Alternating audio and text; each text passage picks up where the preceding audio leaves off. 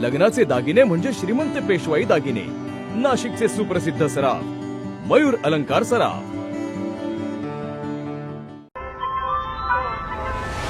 ताज्या बातम्यांसाठी नाशिक न्यूजच्या YouTube चॅनलला सबस्क्राईब करा आणि बेल आयकॉनला प्रेस करा।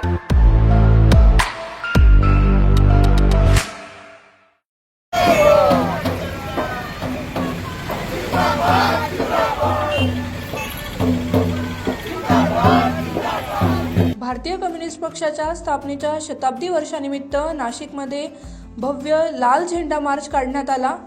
25 डिसेंबर रोजी झालेल्या या मोर्चाचे आयोजन भारतीय कम्युनिस्ट पक्षाच्या नाशिक जिल्हा आणि शहर कमिटीच्या वतीने करण्यात आले होते। संघर्ष, त्याग आणि बलिदानाच्या 100 वर्षाच्या परंपरेचा जागर करत हा मोर्चा काढण्यात आला।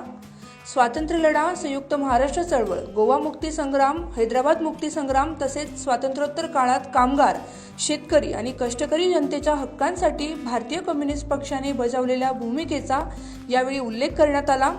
यावेळी कॉम्रेड राजू देसले, मनोहर पगारे, तल्हा शेख यांनी प्रतिक्रिया दिली।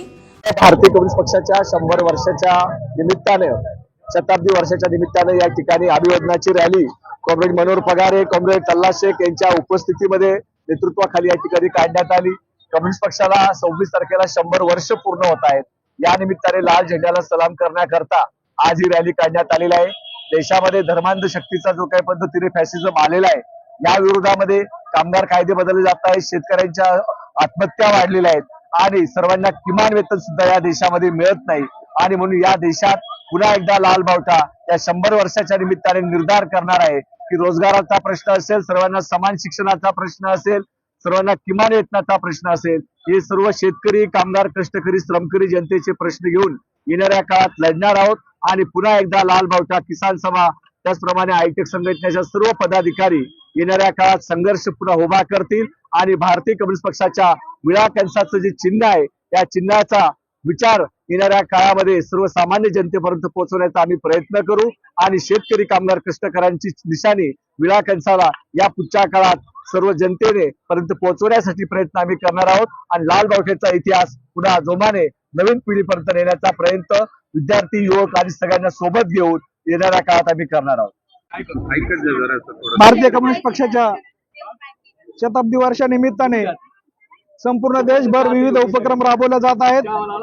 त्याचाच एक भाग म्हणून नाशिक जिल्ह्याच्या वतीनं आणि शहराच्या वतीनं भारतीय कम्युनिस्ट पक्षाच्या या लाल झेंडा रॅलीचं आयोजन आज नाशिकमध्ये शताब्दी वर्षाच्या पूर्वसंध्येला करण्यात आलेलं आहे। आणि भारतीय कम्युनिस्ट पक्षाचं योगदान हे स्वातंत्र्यपूर्व काळात स्वातंत्र्य चळवळीमध्ये असलेला सहभाग आणि त्यानंतर स्वातंत्र्योत्तर, त्यानंतर स्वतंत्र भारतामध्ये कामगार, कष्टकऱ्यांचं, गोरगरीब कष्टकऱ्यांच्या मूलभूत न्याय हक्कासाठी संघटित करून त्यांना भारतीय संविधानाने दिलेल्या मूलभूत अधिकाराचा जास्तीत जास्त कसा फायदा होईल आणि जास्त या अधिकारांच्या लढ्यामध्ये कामगार, कष्टकऱ्यांना सहभागी करून घेण्याचं काम सातत्याने भारतीय कम्युनिस्ट पक्ष करत आलेला आहे। त्याचबरोबर गोवा मुक्ती आंदोलन असेल, हैदराबाद मुक्ती आंदोलन असेल आणि अनेक अशी आंदोलनं आहेत की ज्या आंदोलनामध्ये भारतीय कम्युनिस्ट पक्षाच्या पदाधिकाऱ्यांनी रस्त्यावरची लढाई लढलेली आहे आणि त्या स्वातंत्र्य चळवळीमध्ये पण सहभाग घेतलेला आहे। त्याचबरोबर भारतीय कम्युनिस्ट पक्ष हा रस्त्याच्या वरची लढाई लढत असतानाच संसदेमध्ये सुद्धा कामगार, कष्टकरी आणि शोषित, पीडित, दीन, दलित, आदिवासी आणि बहुजनांच्या मूलभूत न्याय हक्कासाठी आणि किसानांच्या न्याय हक्कासाठी संसदेमध्ये भारतीय कम्युनिस्ट पक्षाच्या प्रतिनिधींनी आवाज उठवलेला आहे आणि त्यांना न्याय मिळवून देण्याचं काम गेल्या 100व्या वर्षामध्ये भारतीय कम्युनिस्ट पक्षाच्या कार्यकर्त्यांनी, पदाधिकाऱ्यांनी केलेलं आहे। सलाम त्यांच्या कार्यकर्त्यांना। आणि आज जे काही भारतीय कम्युनिस्ट पक्षाच्या जनसंघटना आहेत, हायटेक असेल, all India youth federation, students federation असेल, महिला फेडरेशन असेल किंवा हायटेकच्या ज्या काही विविध संघटना आहेत, बांधकाम कामगारां मोलकरीण संघटना, अशा अंशकालीन, श्री परिचर, या सगळ्यांनी या रॅलीमध्ये सहभाग नोंदवलेला आहे। त्यांचं मी भारतीय कम्युनिस्ट पक्षाच्या जिल्ह्याच्या वतीनं आभार व्यक्त करतो आणि थांबतो। जय भीम, लाल सलाम। भारतीय कम्युनिस्ट पक्षाला आज 100 वर्ष पूर्ण होत आहेत आणि या 100 वर्षाचा इतिहास आपल्या सगळ्यांना माहितीच आहे।